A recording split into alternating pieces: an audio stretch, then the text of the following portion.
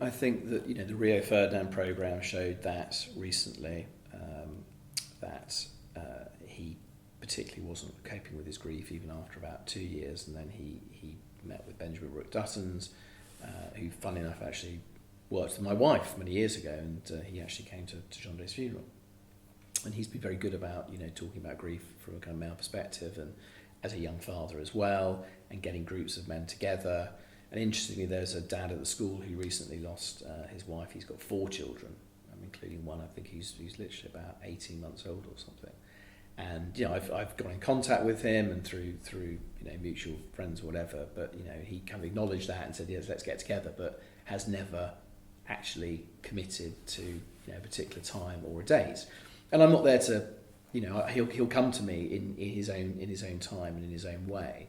But yeah, I think men to a degree will be less open about their emotions. I've always been pretty much in touch with my feminine side, if I'm really honest. But a lot of men aren't. It was different. I had stopped working for the 2 years that Gendre was ill, so I'd been at home. I'd got into the family routine. I was the primary carer. I was the primary parent. But I suspect that for some men, they will probably have carried on working, and then suddenly they will be faced with a situation where that's it. Their wife is gone, and now they've got their children, and they're going to have to think: can I continue to work, or how do I juggle that? And men will be very much about the provision. Men are like that. We provide for our families. We put food on the table. We pay for the holidays.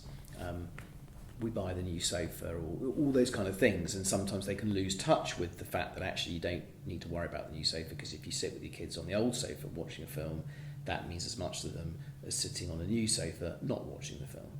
And so I think that men, I certainly gone through that journey of moving from the provider to being the emotional support, which is what my wife was to the children. I don't think I was a bad father when she was alive, but it's a very different kettle of fish. So I think that men, it's probably not fair to generalise, but in my experiences of being a widower for the last 3.5 years, I would say that the people I've met, it's 80-90% almost women versus men. Not in every situation, but a lot.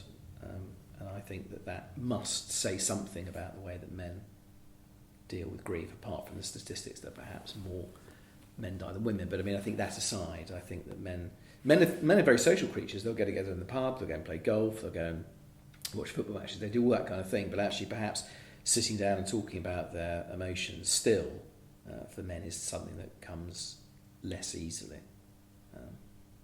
than it does to women. Yeah, I think men, as I said, men will come together, right, in very male situations. I've been going to football for 40 years, or I said, men will engage in plenty of activities.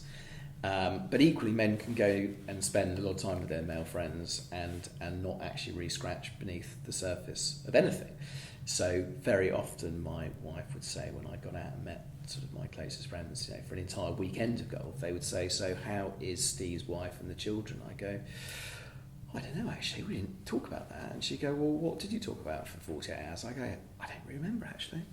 Yeah, just had a good time. And so that's, men can be more just, at the surface.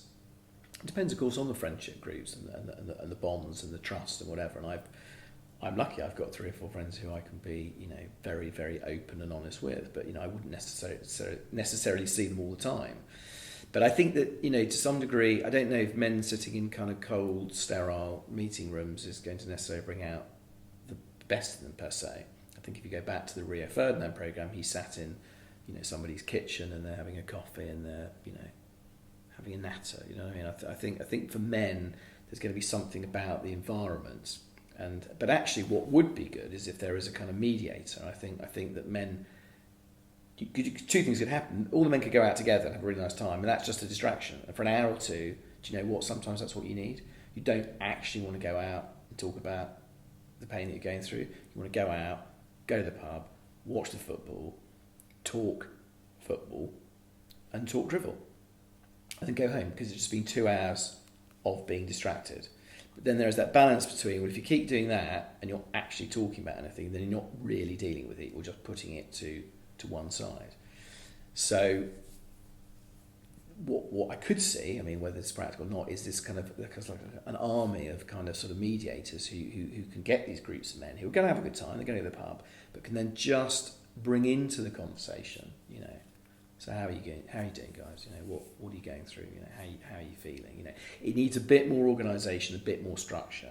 Yeah, I think to get men's creative juices going. And I think once they do, then I think they will talk. But if you leave them to their own devices, it will just be a diversionary evening, which, as I said, is fine up to a point.